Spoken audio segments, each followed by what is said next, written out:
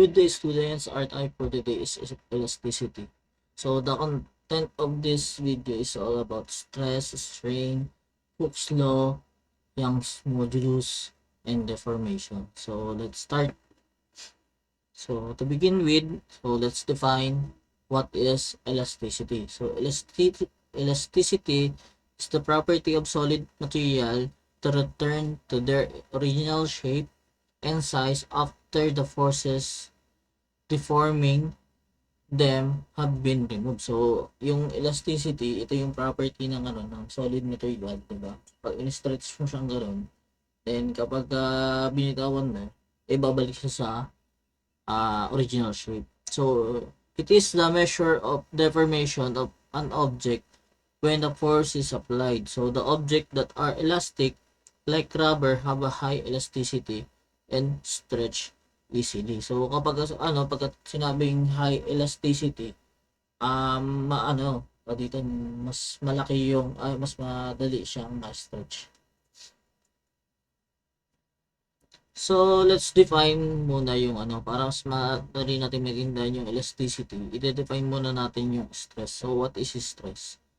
Stress is a force over area. So, meron tayo dito mga basic stresses, which is normal stress and shear stress. So, marami pa tayong kind ng stresses.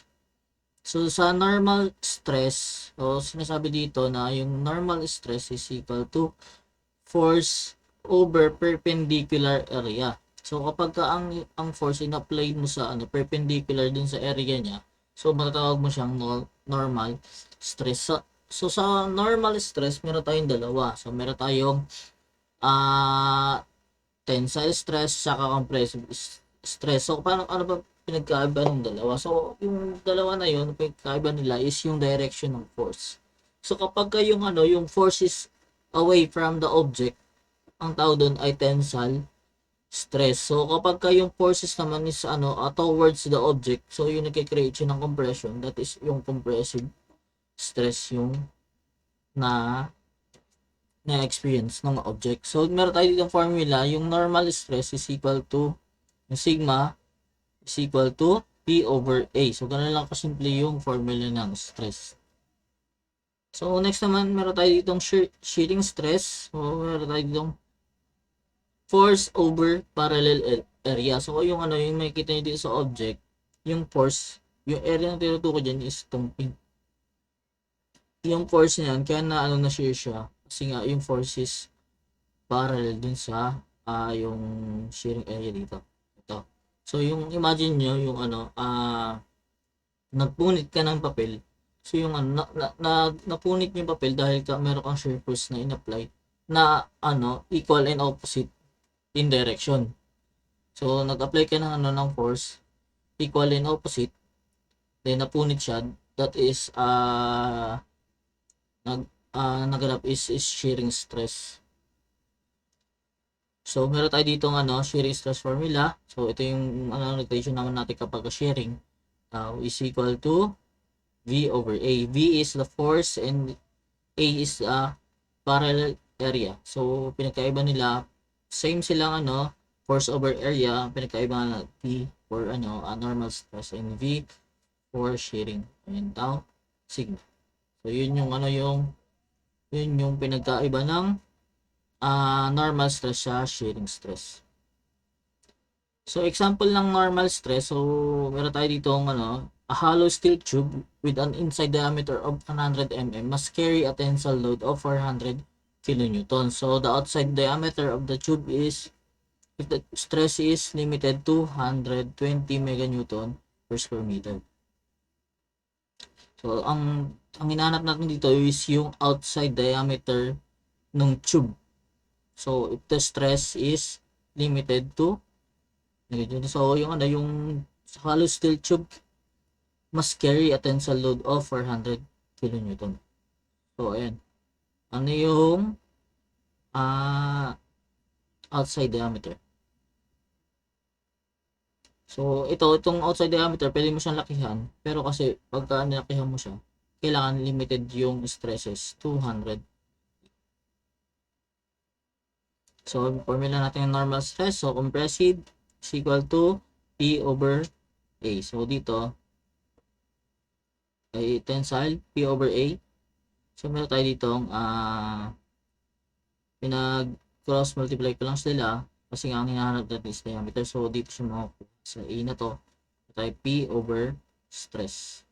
Yung P natin, in-convert natin into Newton, naging 400 Newton divided by 1 meganewton is equal to 1 Newton per millimeter squared. So, equal lang sila. Kaya naging 120 Newton millimeter squared. Then, area is equal to 10,000 over 3 mm squared. So, ito, yung area na na nagki-carrying load is yung parang labi ng tube. So, yung area ng malaki minus yung area ng inside diameter. So, meron tayo dito pi over 4 multiplied by ito yung area ng ng malaki minus yung area ng maliit, that is 100 mm squared, kaya naging pi over 4 quantity d squared minus 100 squared equal to yung area na nakompute natin. Ito yung required area na hindi hindi siya mag-exceed sa 120 meganewton per square meter. So, ang D natin dito is equal to, so, transpose na lang yan, equate sa D, para D is equal to 119.34 mm. Ito yung maximum D. Minimum na D. So, pagka minimum na D na yan, so kapag nilitan mo pa yung diameter dyan, mag-exceed ka na dun sa 120 meganewton per meter square. So, example naman natin sa shearing stress. So, meron tayo, what force is required to punch a 20 mm diameter hole in a plate that is 25 mm thick? So, the shear strength is 350 meganewton per square meter. So, ito yung yung diagram. So, meron tayo ditong plate, ipapunch natin siya ng 20 mm diameter hole. So, ito. So, ito yung force. So, yung area natin dito is parallel dapat dun sa force. Yung force na parallel dun sa sa punching is yung circumference times yung thickness niya. So, meron tayo ditong tau is equal to yung V over A. Yung force natin is equal to what force is required to punch. So, ang hinahanap natin dito is force. So, meron tayo, given tayo yung shearing strength niya, limited to 350 meganewton per square meter, and the area niya is diameter times yung thickness. So, ito 20 times yung thickness niya, which is 25 mm. That is yung area dun sa force. So, meron tayo dito, ito yung shear strength multiplied by, diba, pi d. Diba? Ito yung circumference, pi d, 20 mm times pi, times yung thickness niya. Ito yung kasi diba, circumference times thickness. And meron tayo dito, V is equal to 549,778 Newton, or i-convert natin in kilonewton. Meron tayong required force is 549.78 kilonewton. So, ito lang yung saktong amount na force na ilalagay mo dun para ma-shear yung yung plate.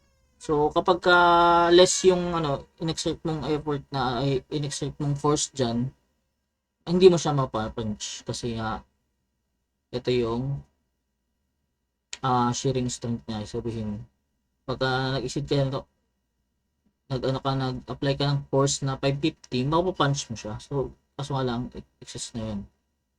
Excess na force. So, ito yung minimum force na kailangan mong i-apply dun sa plate para ma-punch mo siya na. So, let's define naman yung strain. Strain is the deformation of a material from stress. Yan. So, ito yung strain sa epsilon. Yan. delta L. So ito yung change in length niya. So kapag under tension, so hahaba pa siya. So kapag under compression, kukompress pa siya. So epsilon is equal to, ayan, deformation divided by original length. That is strain.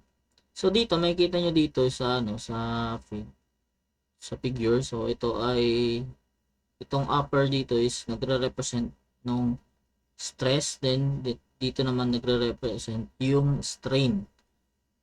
So dito kapag may tayo, constant shape tayo ng area, for example this this object. So kapag ini-increase mo siya ng force, nag-i-increase ka din ng stress. So kapag nag-i-increase ka ng stress, nag-i-increase din yung strain. So dito meron kang kapag inangat mo to, aangat din yung strain niya. So yung yung deformation niya per original length. Yung deformation per original length. So yan, hanggang maabot niyo yung yield strength. So ito. So yung rise over run, that is Young's modulus. So na-discover nito ni Thomas Young ng 1800. So sometimes called elastic modulus. So measures the resistance of the solid to a change in its length. So ito ay yung Young's modulus na yan. Ito from this part, from 0 hanggang dito sa yield strength. So yan yung Young's modulus. So ito yung ito yung part na kayang bumalik ng ng material sa original length niya kapag in-applyan mo siya ng stress. So kapag excess na yung force na in-apply mo sa sa isang object at ma-reach na yung yield strength niya, so meron na siyang pagbabago dun sa sa material. So hindi na siya babalik sa original na length niya. So yung Young's modulus is equal to E. So ito yung notation natin, is equal to stress over strain. Or palitan natin yung stress natin, that is P over A divided by yung strain natin, that is deformation divided by original length. So deformation. So deformation naman refers to the change in size or shape of an object. So meron tayo dito, deformation is equal to delta is equal to P over L PL over AE. Ayan. Ito yung natin, formula. PL over AE. Yan. Yield strength naman, ito naman yung which predetermined amount of permanent deformation occurs. So dito sa yield strength, after nyan, after mag-occur yung yung meron ka na excess force dyan, nagkakaroon na siya ng permanent deformation. So dito, pagdating dito sa sa Young's modulus, dito yung part to. Yan. Ito yung elastic region. So kasi sabi elastic region, ito yung yung part na pwede pang babalik sa original shape. So after this yield strength, meron na siyang deformation. Then meron kang strain hardening. Then yung tinatawag na necking, ito yung kumbaga sa alambre na hinila mo. Makikita mo doon sa sa kung saan mag-occur yung rupture. Kung saan mapuputol yung yung alambre, dun numinipis yung yung area ng isang alambre, mapapansin niyo pag hinihila niyo. Then Hooke's law. So Hooke's law, na-discover ito ni ni Robert nung 1660. So states that the strain of a material is proportional to the applied stress within the elastic limit of that material. So ito yung yung Hooke's law, ito yung from this point hanggang sa yield strength. So proportion sila. Kapag ini-increase mo yung yung stress, nag-i-increase din yung strain ng isang object. So yung formula niya, F is equal to spring constant, then yung deformation. So ito yung yung makikita niyo dito sa spring constant. So yung spring constant na yan, so proportional siya sa lahat ng ng, for example, sa isang spring, kapag in-applyan mo ng ano ng force, then yung force na yun is the same pa rin yung deformation mo. So pag dinoble mo yung force, dodoble din ah yung deformation niya. So proportion siya. So example tayo dito, a spring stretches 5 cm when a load of 20 newton is hung on it. Yan. So meron tayong ano yung 5 cm na ano change in length. Then if instead we put a 30 newton load, so how much will the spring stretch? So what is the spring constant? So hanapin muna natin yung spring constant. So para malaman natin kapag iniba natin yung load ng isang spring. So kailangan hanapin muna natin yung spring constant. So using formula sa Hooke's law, so F is equal to K then times deformation. So dito meron tayo dito delta L, which is equal to 5 cm at 20 newton load. So meron tayo ditong 20 newton load. So kapag in-apply mo yung 20 newton load, 5 cm yung change in length niya.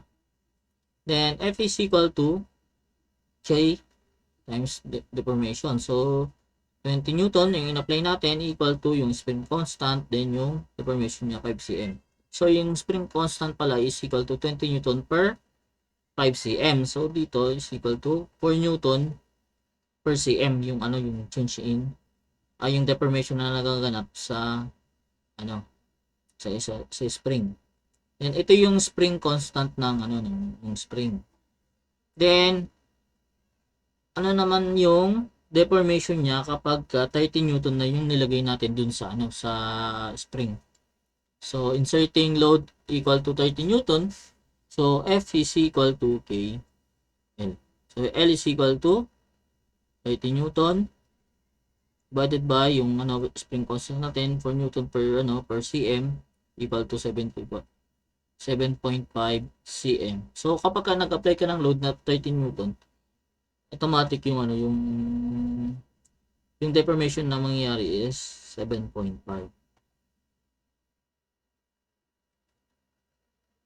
So example naman tayo dito. So meron tayo dito sa uniform bar of length L. So cross sectional A, unit mass rho is suspended vertically from one end. So show that the elongation is equal to rho times gravitational acceleration times yung length squared divided by 2e or yung elastic modulus, Young's modulus. So if the total mass of the bar is m, show also that deformation is equal to mgl divided by 2ae. So una natin gagawin, sulat muna natin yung formula natin sa deformation. Ito yung formula natin sa deformation. So let natin yung yung delta is equal to differential delta. Then P, yung force natin dyan. So due to gravity, meron tayo yung force na nag-create sa kanya is yung its own weight. So yung formula dyan, weight is equal to yung rho, which is yung yung unit mass times gravitational acceleration times yung area niya, then yung thickness ng nung bar. So ganito. So ito, para ba nangyari ito? So yung weight is equal to mass times volume. So ito yung mass natin, mass, then ito yung AY times Y, that is volume. Kaya naging ganito. Then yung L natin is dy. So integrate natin siya from i-substitute lang natin tong P natin dito, then L is dy, A is AY, that is yung cross-sectional area. Then E is yung elastic modulus. Integrate natin yan from so cancel natin AY. Matitira ay ito rho times gravitational acceleration divided by E, that is constant, so hindi na nababago ito. So ang variable na lang natin dito y dy. So integrate natin siya from 0 to L, so hanggang then we can have Pg over E, and Then, meron tayong 1 half y squared. So, kasi nga y siya, so, integrate mo siya, naging y squared times 1 half. So, from 0 to L. So, substitute natin si value na L. Ano tayo ditong PG?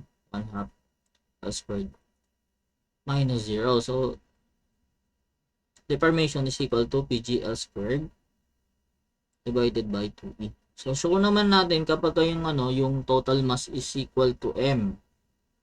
So, ito yung total mass, PG. So, ito yung deformation natin kanina. Then, yung mass is equal to M. So, rho is equal to mass is M. M na lang siya, diba? Divided by AL. Yan. Dahil rho is equal to mass over volume. So, ito, M is the mass divided by yung area ng nung bar divided by length. So that is rho. So ito i-substitute lang natin dito. So meron tayo dito M is equal to M over AL times G L squared over 2E. So ano napansin nyo dyan? So cancel na dito yung L tsaka dito. So magiging na siya. So MG L over 2AE. So yung A napunta dito sa baba. Kaya equal siya dito. Okay. So, ayun lang yung scope ng ating video. So, kung meron kayong tanong or naguluhan dun sa ating topic for today, so kindly comment down below and sasagutin ko yun sa baba. Then, huwag nyo kalimutan na mag-like and mag-subscribe sa aking YouTube channel. So, that's all. Thank you.